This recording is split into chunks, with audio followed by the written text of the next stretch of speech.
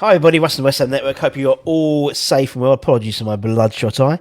If you're new and give it a like, give it a comment, give it a share, give it a bloody good subscribe. I'll do it. I'll keep my eyes closed. You can't. It's not Halloween. I've already missed that now. So anyway, if you're new around here, where the hell have you been? It's Thursday. It's FCSB in the Europa Conference League. Dead rubber game. Dead rubber.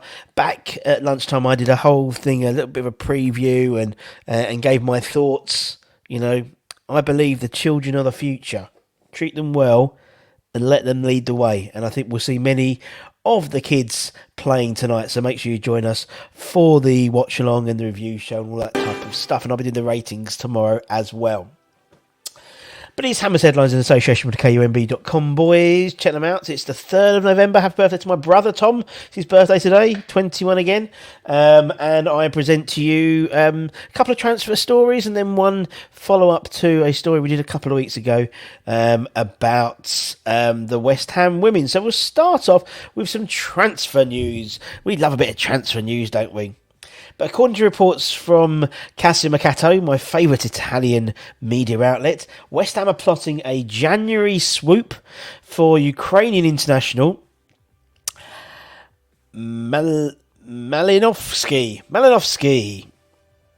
He's a guy actually we spoke about before, Malinovsky, in the summer transfer window.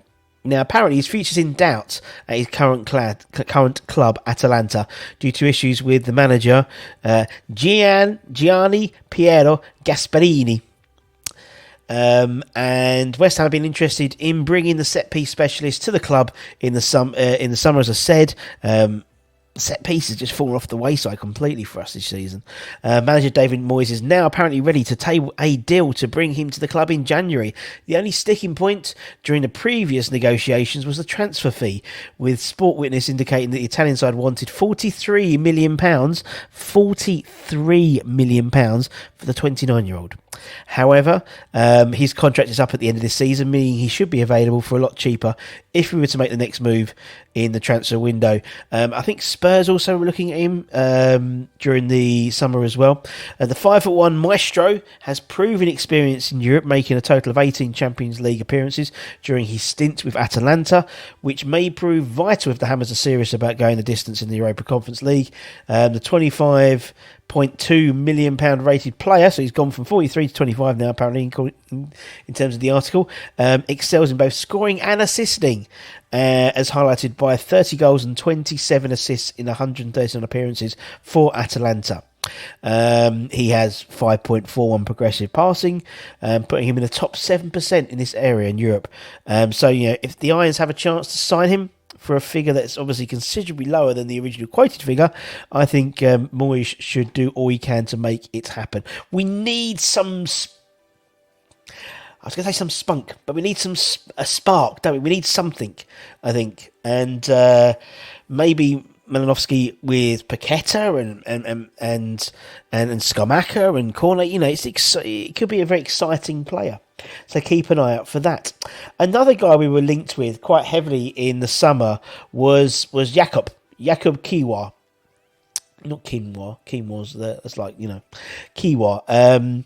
Apparently West Ham have been told the fee from the Serie A side for him to sign is £25.7 million. A new report from Tutto Mercato, my second favourite Italian news outlet, claims that the Hammers have maintained an interest in the defender after making a bid during the summer. He has a contract with the Italian club until 2025, and Serie A side have made it clear they want to receive a fee of around €30 million, which equates to about 26 million quid. AC Milan and Juventus are also keen to be interested in doing a deal for the Polish international. He's 21, a key member for the Serie A side, Spiezia. He's made 36 appearances in total. He's won 4 caps for the Poland national side, and his contract runs out in 2025.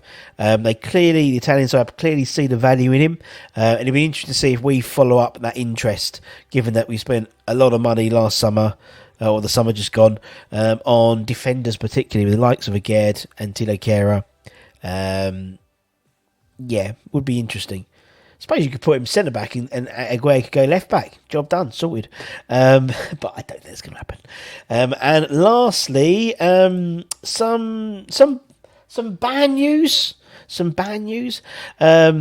We spoke about it last, I think it was about a week ago, 10 days ago, with the sending off of Hawa Cissoko from the West Ham women's side against Aston Villa. It was a bit of a punch-up. She's been handed an unprecedented 5-match suspension for striking Aston Villa's Sarah Malin in the face. The ban represents the longest ever in the YSL for an on-pitch incident after a FA panel found her guilty of both violent and improper conduct. She received a red card in the game, which carries an automatic 3-match ban, which was upgraded by a panel yesterday.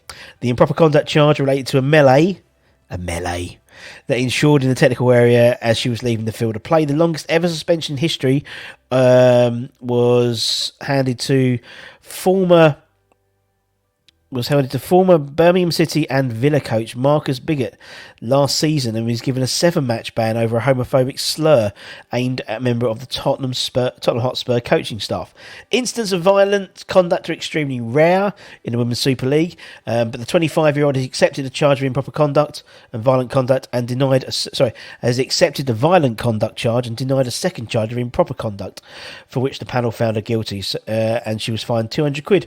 Meanwhile, Villa and West Ham have both been fined £1,000 each for failing to control their players and staff, but West Ham manager Paul Konchesky and Villa's operations assistant Jack Hopkins both escaped bans for their parts in the touchline melee. Both men were sent down the tunnel. Konchesky and Hopkins have been fined £325 and £250 respectively. Konchesky had accepted an improper conduct charge, while Hopkins denied the charge made against him, but the panel found him guilty. So, it's all happening, isn't it? It's all happening. And don't forget, after this week, obviously, we've got Crystal Palace. We've got tonight. We've got Crystal Palace on Sunday. We've got Blackburn on the Wednesday.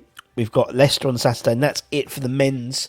But the WSL, not the YSL, the WSL is still going strong. So, Phil, if you want your football fix, go and check out the West Ham women down at Dagenham and Redbridge. Doing very well this season, doing very, very well.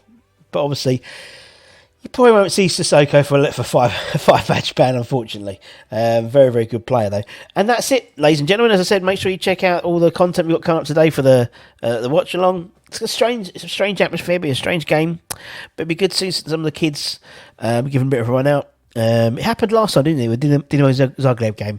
And we lost the game, but it was a real uplift to show what we've got in terms of coming through from the academy. And I imagine by the looks of the side of the squad that's travelled and the squad which hasn't travelled, more importantly, we'll see plenty of them, as well as seeing the likes of Agard getting some game time as well, which is needed definitely, because he's a special player. And hopefully we'll see some more of him tonight. Take care, everyone. Stay safe, stay warm, stay healthy, stay dry. God, it's very wet in Hornchurch today. And I'll see you guys very, very soon. Take care, my friends. Bye-bye.